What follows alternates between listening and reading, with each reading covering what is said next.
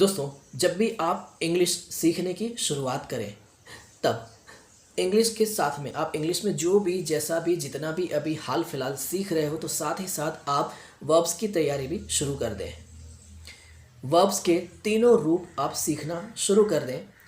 इस तरह से come came come, go went gone, do did done, run ran run. क्योंकि हम किसी भी टेंस का इस्तेमाल कर सकते हैं, किसी भी सेंटेंस को हमें बोलना पड़ सकता है, लिखना पड़ सकता है, समझना और पढ़ना पड़ सकता है।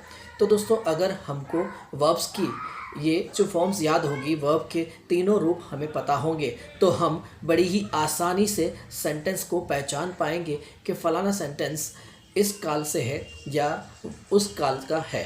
जैसे कि कहीं आपने अगर ऐसा पढ़ा कि भाई आई कम, तो आप बता पाओगे कि ये सिंपल प्रेजेंट टेंस वाला सेंटेंस है। फिर आई केम, तो आपको समझ में आ जाएगा कि ये सिंपल पास्ट टेंस वाला सेंटेंस है। I will come, simple future tense. I have come, तो परफेक्ट प्रेजेंट टेंस। तो इस तरह से काल को पहचानना आसान हो जाएगा अगर आपने वर्ब्स की तीनों रूपों को याद कर लिया तो। वर्ब्स वैसे भी आपको याद करने ही हैं, क्योंकि वर्ब्स के बिना वर्ब्स के सेंटेंसेस तो बना ही नहीं पाओगे आप। हिंदी में हम जितनी भी बातें करते हैं तो उनमें हम क्रियाओं का इस्तेमाल करते ही हैं।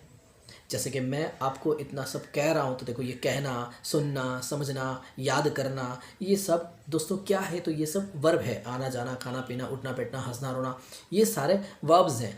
तो वर्ब्स आपको याद करने ही होंगे, आपको याद रखने ही होंगे, तब जाकर आप सेंटेंस बना पाओगे और सेंटेंस को समझ पाओगे।